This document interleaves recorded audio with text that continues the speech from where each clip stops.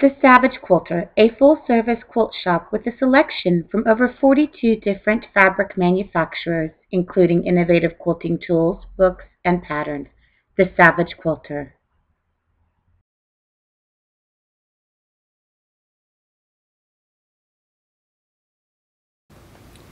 To wash or not to wash?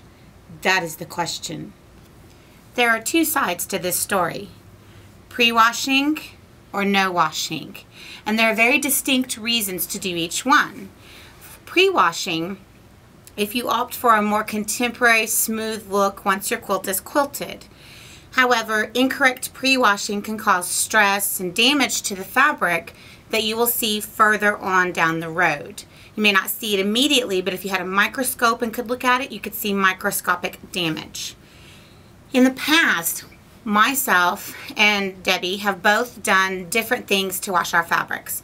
First, we thought we would wash it with Tide on warm, the hardest wash it would possibly ever get, and if it survived that, then it was good enough to go into a quilt.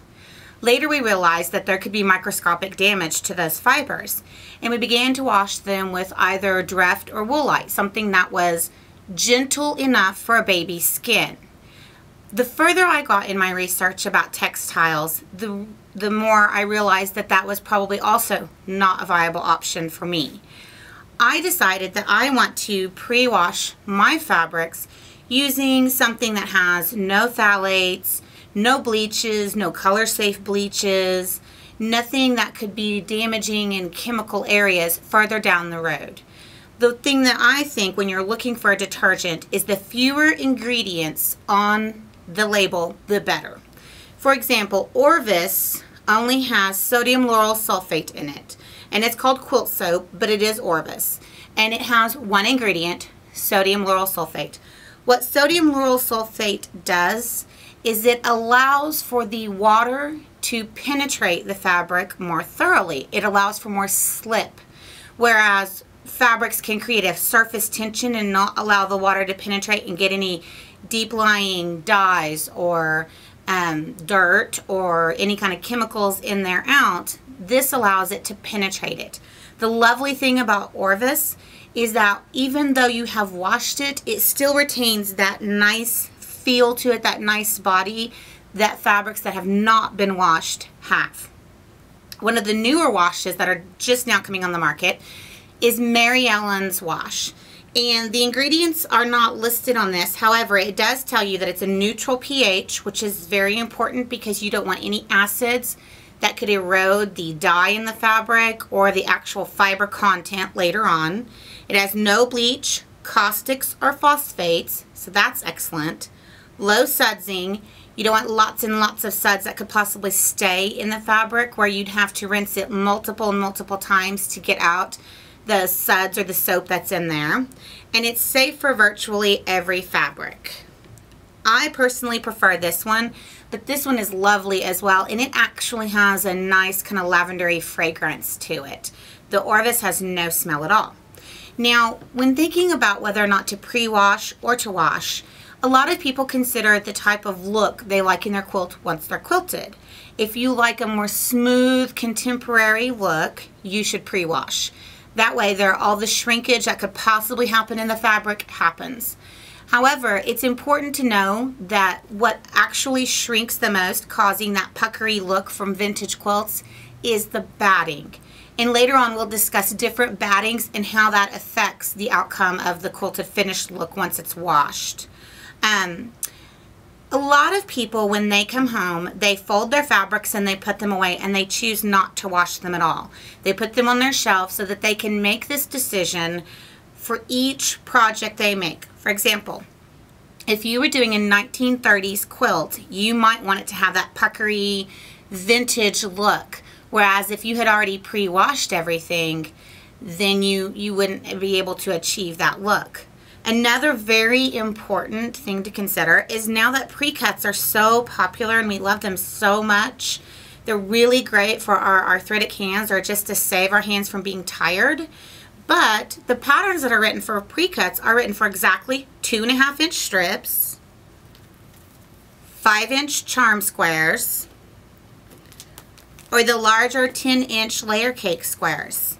If you try to pre-wash these squares, they have pinked edges, so they won't ravel. That could be done. However, if it is for a patchwork pattern, you risk that your squares or your strips will not be the proper size when you go to piece them. So that's another reason to place your fabrics on the shelf unwashed and determine whether you will wash them or not wash them for each project.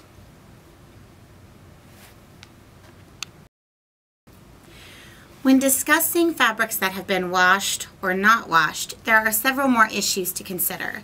One of the issues to consider is when you cut your fabric and when you piece your fabric. Fabrics that have been pre-washed, they tend to lose a little bit of the resin that is applied to them at the factory. Resin is something that makes your fabrics a little stiffer and gives them that body. So that can be added to your fabrics through a starch or starch alternative. I prefer Mary Ellen's Best Press Starch Alternative. It has no lasting chemicals in it, and it doesn't have anything in it that bugs like to eat. You just have to remember to shake it each time you use it. Now, there has been a recipe on the internet as of lately that tells you can make Mary Ellen's Best Press. However, you have to remember that Mary Ellen's Best Press is a starch alternative, which means it does not contain starch. And the recipe contains starch. So if you press your fabrics with starch, it does attract silverfish, and they will try to eat that starch off of your fabric, possibly causing damage to your fabric.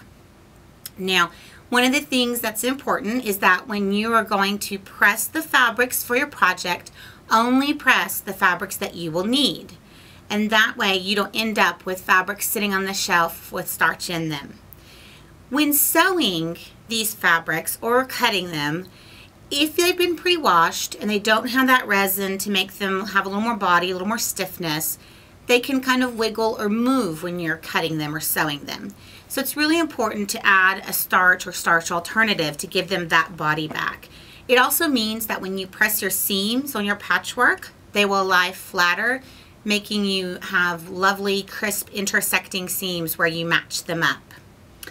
Now, if you're working with fabrics that have not been washed, they already have the resin in them.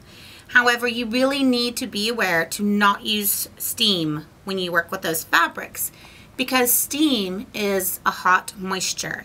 And when you apply it to a fabric that has not been pre-washed, which has not been pre-shrunk, it will shrink in certain spots where you hold the iron on longest.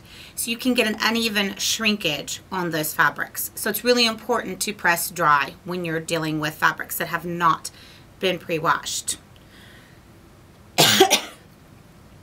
Another thing to consider when you're deciding whether or not to wash or to wash is that each company decides on a gray good, which is the fabric before it is printed or dyed, and they're all a little bit different quality and a little bit different weave.